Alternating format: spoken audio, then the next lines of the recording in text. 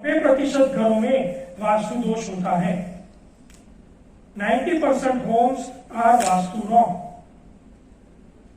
चाहे वो घर हो, ऑफिस हो, फैक्ट्री हो, शॉप हो, कोई दिक्कत नहीं है, लेकिन सब में वास्तु दोष होता है, जिसके कारण है कि एक तो आपको जमीन जैसी चाहिए वैसी नहीं मिलती। अगर जमीन से बांधना है तो जैसी आपको जमीन चाहिए वैसी आपको नहीं मिलती। दूसरी बात, जब आप कंस्ट्रक्शन करते हो तो जो ड्रेनेज लाइन हो गया या जो वाटर लाइन हो गया वो आपके हिसाब से नहीं चलता। वो गवर्नमेंट ने जो लाइनें बिछाई है वो हिसाब से प्लॉटिंग होगी और वो हिसाब से वो लाइन आप निकाल पाओगे, राइट। तो जमीन से भी अगर मकान बनाना हो तो भी आजकल 100% पॉसिबल नहीं है, और बना बनाया मकान होगा तो उसमें भी डिफेक्ट्स होगी। तो वो कौन सी डिफेक्ट हो गई? फिजिकल डिफेक्ट, फिजिकल डिफेक्ट, शारीरिक डिफेक्ट। लेकिन मैं कहता हूं कि 95% होम्स आर वास्तु रॉन्ग। किताब और रिसर्च कहती है 90%, मैं कहता हूं मोर देन 95%। क्यों? क्योंकि स्ट्रक्चर और स्ट्रक्चर के अंदर जो व्यक्ति निवास करते हैं, एक घर है, घर के अंदर जो परिवार रहता है वो परिवार का उस घर में बिहेवियर कैसा है, समझे बात को? वो परिवार का उस घर में कैसा बिहेवियर है, कैसी भाषा उपयोग में आती है, एक दूसरे के साथ कैसा प्यार है या मनमुटाव है, उस अनुसार वो सारी चीजें वहां पे वर्क करेगी। अगर घर आपका भले वास्तु के अनुसार हो लेकिन उसी घर में अपशब्द बोले जाते हैं, गलत शब्द बोले जाते हैं, निगेटिव शब्द बोले जाते हैं, तो वास्तु की जो पॉजिटिविटी आ रही है उसको वो सामने रिड्यूस कर देगी, राइट।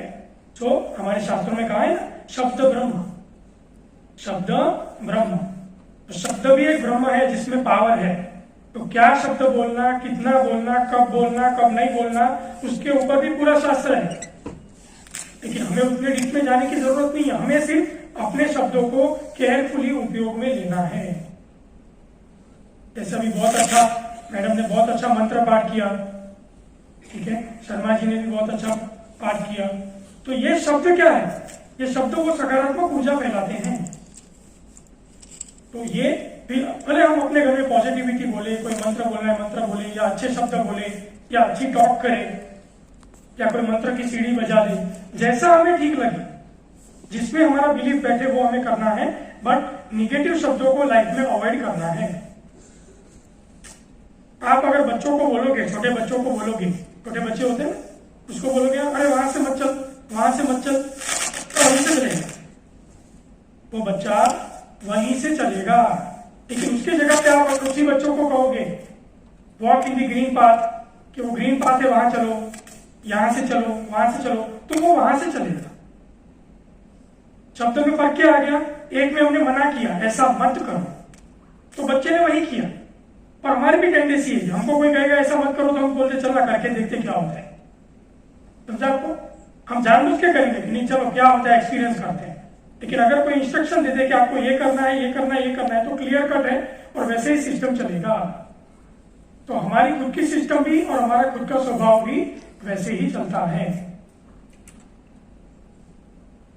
वर्ल्ड ऑफ एंजल्स, जैसे हमने देखा कि हमारे घर में ये सारी दिशाएं हैं, ईशान्य दिशा है, पूर्व दिशा है, ठीक है, ब्रह्म स्थान है, बाकी की 8 दिशा है। तो हर दिशा में अपने अपने एक एंजेलिक एनर्जी है, एक देव ऊर्जा है। देखो ये जो भी इमेजेस आ रही है, ये सारी इमेजेस आपको जो किताब दी गई है उसमें है, ठीक है। ये जितनी भी इमेजेस आपको सामने देखोगे या आपको जो किताब दी गई है उसमें है। तो मतलब आप चिंता ना करें कि फोटो लेना पड़ेगा कि क्या होगा, सब कुछ है आपके पास, ऑलराइट। तो यहां पर अगर ईशान्य की बात करें तो यहां पर है ईश्वर। हम शिव भी बोल सकते हैं, हम ईश्वर भी बोल सकते हैं। फिर यहाँ पूर्व जो दिशा है यहाँ है इंद्र। फिर यहाँ अग्नि दिशा है साउथ ईस्ट, वहां है अग्निदेव। फिर यहाँ दक्षिण दिशा है, यहाँ है यम, यम कहो, यमा कहो। फिर यहाँ आपकी जो साउथ वेस्ट है यहाँ पर है निरुक्ति, निरुक्ति। यहाँ पर जो पश्चिम दिशा है यहाँ है वरुण। फिर यहाँ पर ये वायु दिशा है, यहाँ है वायुदेव।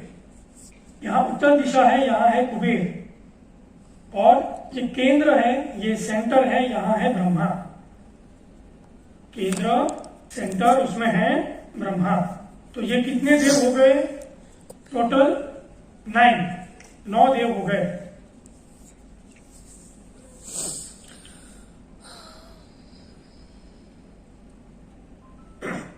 अभी यहां पे देखो क्या हुआ है। यहां पर अगर इंद्र है, यहां पर इंद्र है, तो उसके ऑपोजिट कौन है? वरुण। यहां पर कुबेर है, तो इसके ऑपोजिट कौन है? यम। एक बात समझ लो, हर दिशा अपने ऑपोजिट जो भी दिशा आएगी उसके साथ कनेक्टेड होती है, उसके साथ जुड़ी हुई होती है, उसके साथ एसोसिएटेड होती है। मतलब कि इंद्र को हम कौन से देव कहते हैं? वर्षा लाने वाले देव, बारिश लाने वाले देव कहते कि नहीं कहते? इंद्र बारिश लाने वाले देव।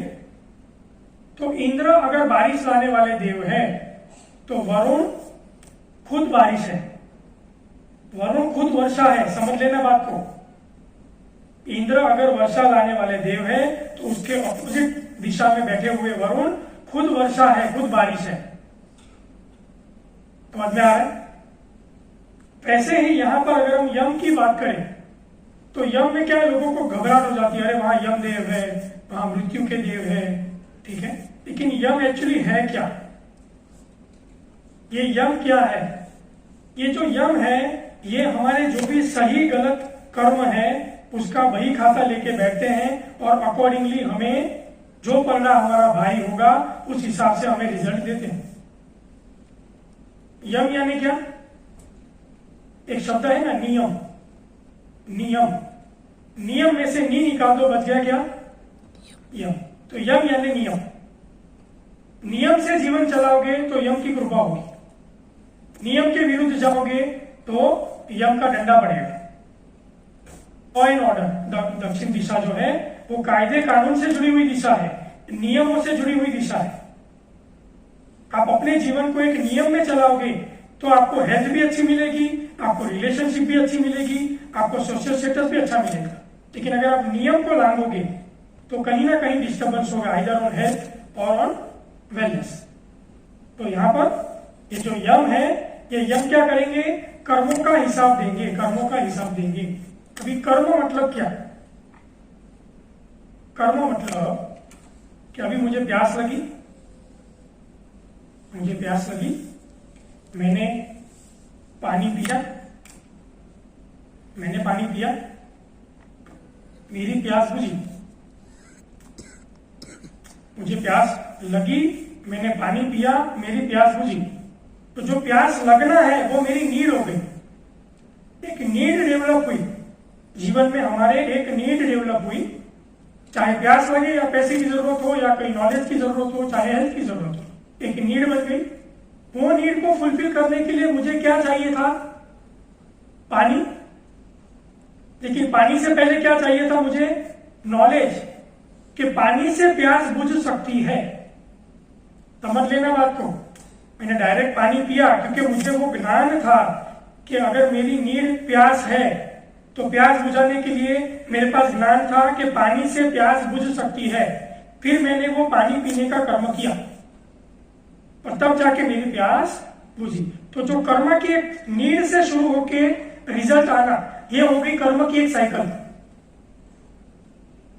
साइकिल हो गई ना, नीड डेवलप हुई, फिर नॉलेज था, नॉलेज के हिसाब से मैंने कर्म किया, कर्म कंप्लीट किया कि मुझे रिजल्ट आया। तो इसमें क्या दो चीज थी?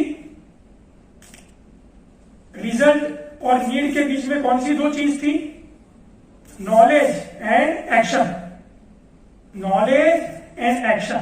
हम सब जब कहते हैं ना कि सर मुझे जीवन में रिजल्ट नहीं आ रहे, तो रिजल्ट में दो ही चीज की कमी है। नीड आपको मालूम है कि आपको क्या जरूरत है, आपको रिजल्ट भी मालूम है कि मुझे क्या रिजल्ट आना चाहिए, लेकिन उसके बीच में जो दो चीज है, right knowledge and right action, timely action. Action पता है लेकिन समय पर लेना जरूरी है। तो दो चीज हमें सीखनी है। अगर हमें वास्तु में भी रिजल्ट लेना है तो हमें दो चीज चाहिए, right knowledge and timely action. When to implement, कौन सी चीज कब करना। जैसे मैंने आपको कहा सुबह निकलते सूर्य नारायण के दर्शन करो, तो दैट इज टाइमली। फिर आप सुबह निकलो कि दोपहर को निकलो, कोई फर्क नहीं पड़ता। पर जब आप पहली बार निकल रहे हो, आप कनेक्ट हो जाओ सुप्रीम बीइंग से, सुप्रीम फायर से।